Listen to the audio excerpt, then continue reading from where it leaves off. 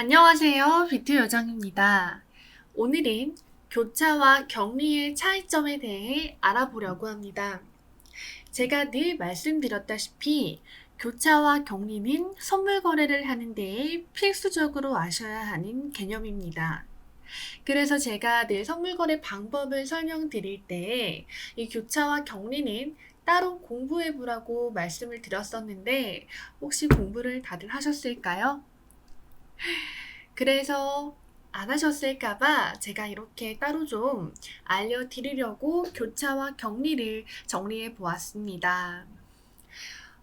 먼저 MEXC 거래소에서도 이렇게 선물 거래를 할 때에 교차와 격리 설정하는 란이 있고요. 다른 거래소도 마찬가지입니다. 바이비트에도 보시면은 요 isolated가 격리고요. 크로스가 교차입니다. 요 격리로 설정할지 교차로 설정할지 설정을 해주셔야 하고요. 마찬가지로 비트겟도 이쪽에 보시면은 크로스와 isolated 둘 중에 하나를 설정해 주셔야 합니다.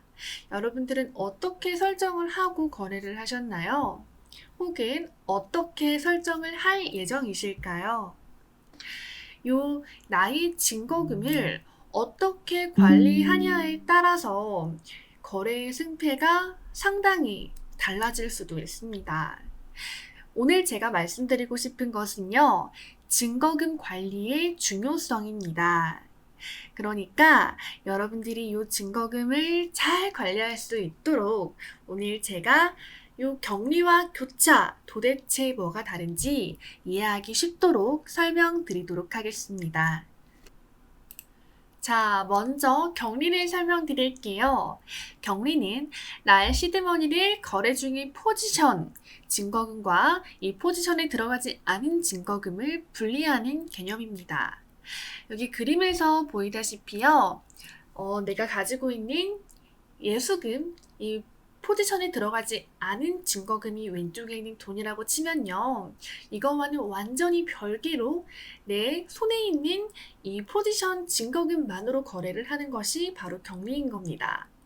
이 격리의 가장 큰 장점은요. 내가 투자한 금액까지만 손절이 되도록 설정할 수 있습니다. 예를 한번 들어볼게요. 100만 원이 있는 계좌에서 10만 원 100배 레버리지를 한다고 진행을 해볼게요. 마이너스 1%가 되면 마이너스 10만 원이 되겠죠. 저는 100만 원이 있는 계좌였긴 하지만 10만 원만 투자를 했기 때문에 마이너스 1%가 되면은 내가 투자한 이 마이너스 10만 원이 모두 손절이 되어버리고요. 이대로 청산이 됩니다. 하지만 내 계좌에는 아직 90만 원이 더 남아있기 때문에 완전한 청산은 되지 않은 것입니다. 그래서 격리로 설정을 해두었다면 내가 투자한 이 딱 10만 원만 청산되고요. 포지션은 자동으로 종료가 됩니다. 내가 남겨두었던 이 90만 원에는 아무런 영향이 끼쳐지지 않는 거예요.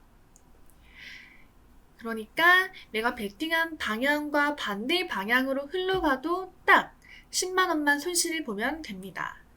하지만 단점도 있겠죠. 이 리스크가 적은 대신에 청산가의 범위가 좁다는 단점이 있어요.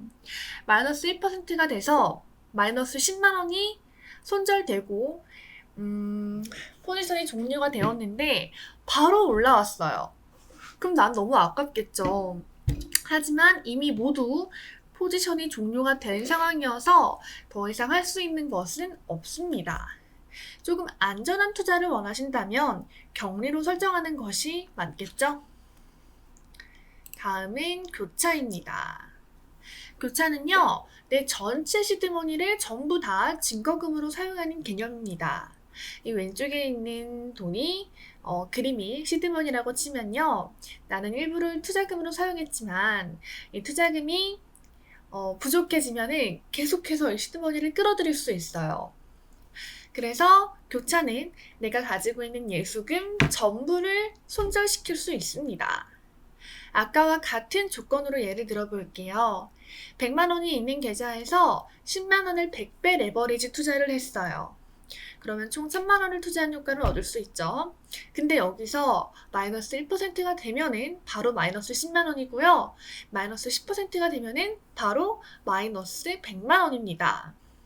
차이점이 있다면 아까 격리에서는 마이너스 1%일 때 바로 포지션이 종료가 되었지만 여기서는 마이너스 10%까지 버틸 수 있다는 거예요. 그래서 교차로 설정하게 되면은 마이너스 10%까지는 청산이 되지 않습니다. 하지만 마이너스 10%가 이상이 떨어지게 되면 마이너스 100만 원이 되고요. 남아있는 예수금마저 모두 청산이 되어서 남은 금액 없이 포지션이 종료됩니다. 즉 내가 가지고 있는 예수금 모두가 손절되는 것이죠. 교차로 설정하실 경우에는요, 청산가를 낮출 수 있다는 장점이 있지만 만약 내가 베팅한 방향과 반대 방향으로 흘러가게 되면 내가 가지고 있던 이 100만 원 모두를 청산당하게 되는 거죠. 그래서요, 저는 이 선물 거래를 좀 짧게 보시려면 격리를 추천드리고요. 길게 보시면서 청산가를 낮춰가고 싶다면 교차를 추천드립니다. 좀 안전하게 거래하고 싶다면 물론 격리가 좋겠죠. 자, 이렇게 여러분들이 좀 이해하기 쉽게끔 예를 들어가면서 격리와 교차를 설명드렸는데 잘 이해가 되셨을지 모르겠네요. 오늘은 꼭 이 격리와 교차의 개념을 완벽히 이해하고 넘어가셨으면 좋겠습니다. 마지막으로 제가 한 번 더 홍보를 할게요. 아직 선물 거래를 시작하지 않으신 분들 또는 한국어 지원이 되지 않아서 타 거래소 이용이 어려우셨던 분들 MEXC 거래소를 이용해 보세요. 제가 이렇게 영상 하단에요. 가입 링크를 올려두었습니다. 이 링크를 통해서 가입하시면 수수료 10% 할인을 받을 수 있습니다.